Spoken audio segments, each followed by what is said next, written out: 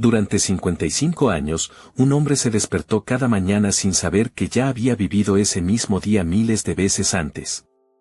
Podía aprender una habilidad nueva con las manos, pero jamás iba a recordar haberla practicado. Y el día que finalmente murió, casi 400.000 personas se conectaron a Internet para ver, en vivo, cómo le abrían el cráneo. Lo llamaron HM durante medio siglo, para protegerlo, mientras cientos de científicos entraban y salían de su vida sin que él pudiera acordarse de ninguno al día siguiente. Y lo más incómodo de este caso no es lo que le pasó a su cerebro en 1953. Es lo que la ciencia siguió haciendo con él, y con ese mismo cerebro, durante los 60 años que vinieron después. Este es el caso de Henry Gustav Mallessen, el paciente que la neurociencia moderna conoce mejor que a cualquier otro ser humano en la historia, y que sin embargo nunca pudo dar un consentimiento real para casi nada de lo que se hizo con él. En los próximos minutos vas a conocer que le provocó una cirugía experimental en 1953, que reveló esa cirugía sobre cómo funciona tu propia memoria ahora mismo, y que pasó después de su muerte que dividió a algunos de los científicos más respetados del mundo. Todavía no te voy a adelantar cómo termina esta historia, porque ni ellos se ponen del todo de acuerdo. Henry Gustav Mallessen nació el 26 de febrero de 1926 en Manchester, Connecticut, hijo único de una familia de clase trabajadora. Nada en sus primeros años anunciaba lo que iba a pasarle. A los 7 años, jugando en la calle, un chico que pasaba en bicicleta lo chocó y lo tiró al piso. Quedó inconsciente unos minutos y después tuvo convulsiones leves. Algunos de los médicos que lo trataron años más tarde sospecharon que ese golpe pudo haber sido el origen de todo lo que vino después, aunque esa conexión nunca se pudo confirmar del todo. A los 10 años tuvo su primera crisis reconocida como epilepsia, episodios breves, de apenas unos segundos, en los que se quedaba con la mirada perdida, respiraba fuerte y cruzaba los brazos y las piernas sin darse cuenta.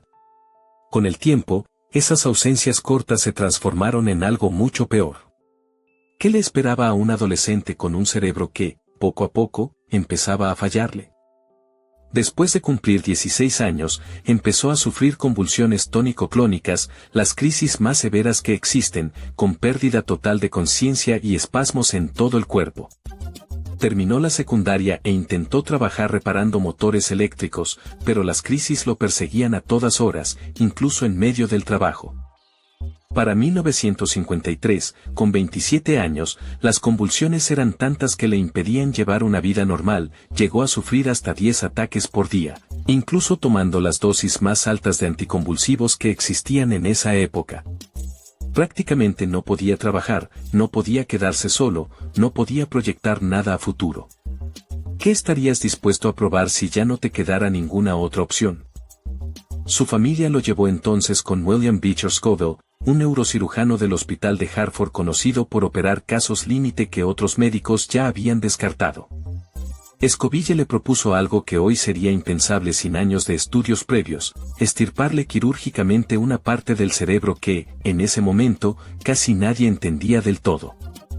El 1 de septiembre de 1953, Scoville operó a Henry. Le perforó el cráneo por encima de ambos ojos y, con un instrumento de succión, le retiró el hipocampo de los dos lados del cerebro, junto con la amígdala y buena parte de la corteza que los rodea. No era la primera vez que Scoville probaba esta cirugía, ya la había usado antes en pacientes psiquiátricos internados, buscando aliviar sus síntomas, en una época en la que procedimientos como la lobotomía todavía se consideraban una opción médica aceptable. Con Henry, la intención era distinta, frenar directamente el origen físico de sus convulsiones. Nadie, ni siquiera el propio Scoville, sabía con certeza que le iba a pasar a la memoria de un hombre al que le faltaran ambos hipocampos. Las convulsiones de Henry, en efecto, mejoraron bastante después de la cirugía. Pero apenas se recuperó de la anestesia, su familia y el personal del hospital empezaron a notar algo que nadie había anticipado. ¿Qué le habían quitado, en realidad, junto con esas convulsiones? Henry podía mantener una conversación completa, recordar su infancia, reconocer a su familia. Pero si alguien salía de la habitación 5 minutos y volvía a entrar, Henry lo saludaba como si fuera la primera vez que lo veía en su vida. Había perdido, de un día para el otro, la capacidad de formar recuerdos nuevos. La neuropsicóloga Brenda Milner, que trabajaba con el neurocirujano Walter Panfield en Montreal, empezó a visitarlo y a estudiarlo sistemáticamente desde mediados de los años 50. En 1957 publicó, junto a Escobille, un estudio que hoy se considera uno de los más citados en toda la historia de la neurociencia. Ese estudio demostró, por primera vez con evidencia clínica sólida, que el hipocampo es la estructura que el cerebro necesita para transformar una experiencia vivida en un recuerdo que dure más de un par de minutos. Sin hipocampo, según revelaba el caso de Henry, se puede vivir, sentir, razonar, incluso disfrutar un instante, pero ese instante nunca llega a convertirse en memoria. Milner le hizo entonces una prueba que terminó siendo clave, le pidió que trazara el contorno de una estrella mirando solo el reflejo de su mano en un espejo, un ejercicio difícil incluso para alguien sin ningún problema de memoria. Día tras día, Henry mejoraba en la tarea, más rápido y con menos errores, aunque cada vez que empezaba una sesión nueva juraba no haberla hecho jamás antes. Ahí estaba la grieta que iba a cambiar la forma en que la ciencia entiende tu memoria en este mismo momento. El cuerpo de Henry aprendía, aunque su conciencia no se enterara. Existía, entonces, más de un sistema de memoria funcionando dentro de un mismo cerebro.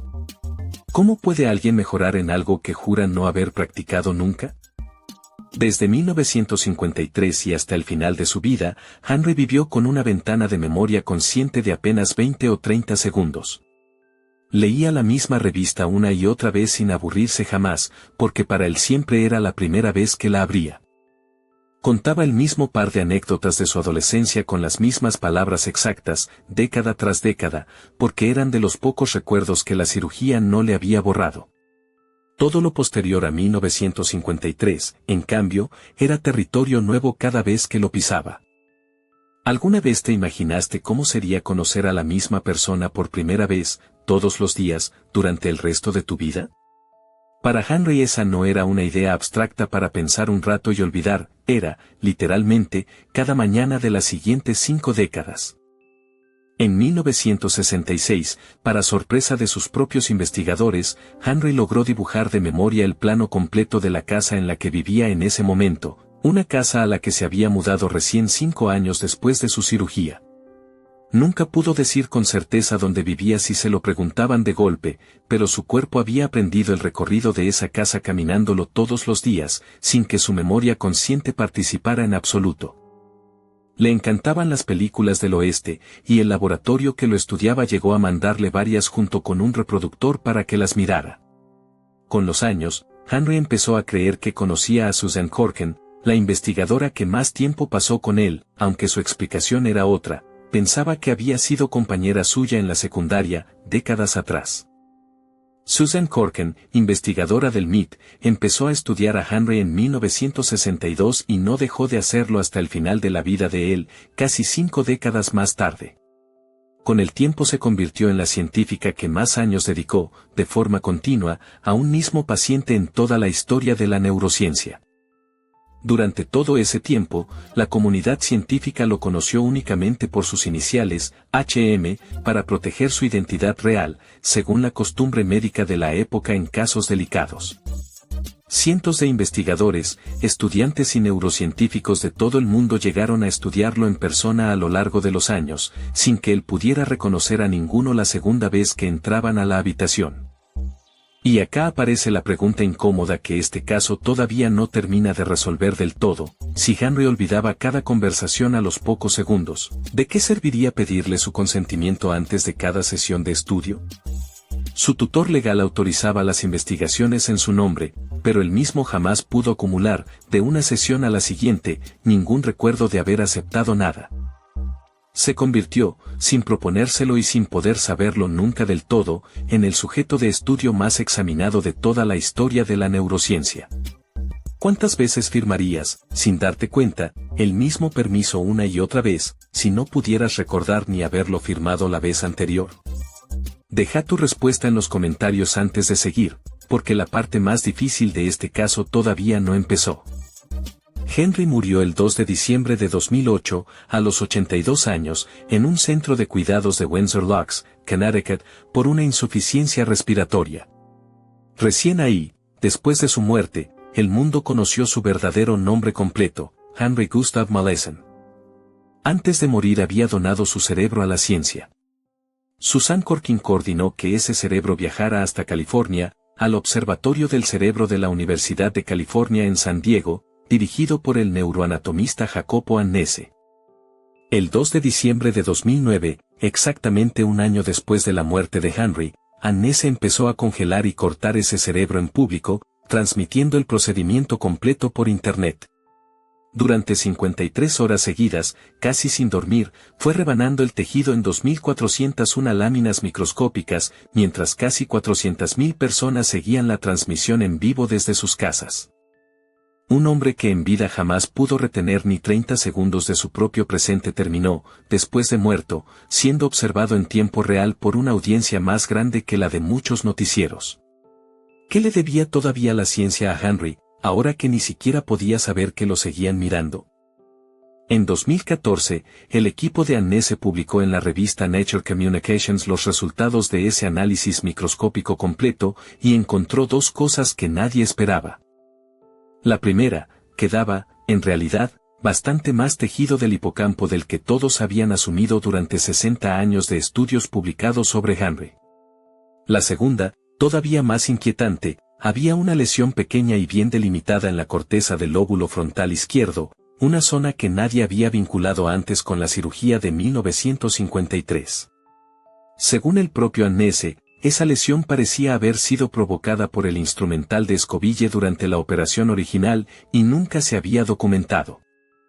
Antes de esa publicación, Annese y Corkin habían tenido un conflicto directo. Cuando Annese envió su estudio a revisión, Corkin terminó siendo, sin que él lo supiera al principio, una de las revisoras anónimas del manuscrito, y pidió que se eliminara toda mención a esa lesión frontal inesperada. Annese le mostró evidencia adicional de que la lesión sí existía desde antes de la muerte de Henry, y finalmente Corkin y el resto de los autores del MIT aceptaron dejarla en el estudio publicado. ¿Por qué alguien que dedicó 50 años a este caso trataría de quitar, aunque sea un solo detalle, del registro científico final? 2 años después, en 2016, el periodista Luke Dietrich publicó un libro titulado Patient HM, con un dato personal inesperado: era nieto de William Beecher Scoville, el mismo cirujano que había operado a Henry en 1953. En ese libro, Dietrich citó una grabación en la que Corkin, ya en las últimas etapas de un cáncer terminal, le decía que buena parte de los documentos originales del caso de Henry habían sido, en sus propias palabras, triturados, porque ya no había dónde guardarlos. El artículo de Dietrich, publicado primero en The New York Times Magazine, generó una respuesta pública inmediata y contundente. Más de 200 científicos de todo el mundo firmaron una carta defendiendo a Corkin, y el propio MIT afirmó que los documentos nunca se destruyeron, que seguían resguardados en la universidad, y que ella misma había ordenado organizarlos y preservarlos hasta sus últimos días de vida. En esa misma grabación citada por Dietrich, después de decir que el material se había triturado, Corkin también dijo, en la misma conversación, que sí habían conservado todo lo relacionado con Henry. Casi 10 años después de esa polémica, historiadores de la ciencia y colegas de Corkin todavía no se ponen de acuerdo en qué pasó realmente esa tarde, ni en qué tan grave fue lo que se dijo. Lo que sí quedó completamente firme, más allá de esta disputa personal, es el aporte científico del caso. Gracias a Henry, hoy sabemos que la memoria no es una sola facultad, sino varios sistemas distintos, alojados en distintas partes del cerebro, que pueden funcionar de forma independiente entre sí. Ese hallazgo sigue siendo, 60 años después, uno de los pilares de la neurociencia de la memoria que se enseña en universidades de todo el mundo. Casi cualquier persona que hoy estudia psicología o neurociencia se cruza, tarde o temprano, con las iniciales HM. Pero el caso de Henry también dejó abierta una pregunta que la bioética todavía no termina de responder: ¿qué significa realmente el consentimiento informado cuando la persona investigada no puede recordar, ni por 30 segundos, que ya lo dio alguna vez? Hoy esa pregunta ya no es solo teórica, reaparece cada vez que la neurociencia estudia a personas con demencia avanzada, con estados alterados de conciencia, o con cualquier otra condición que les impida recordar por qué están accediendo, otra vez, a que la sigan investigando. Si te enganchó esta historia, hay otro caso real en este mismo canal que te va a interesar todavía más, el de David Raymer, y lo que un científico decidió ocultar durante casi 20 años sobre los resultados reales de su propio paciente.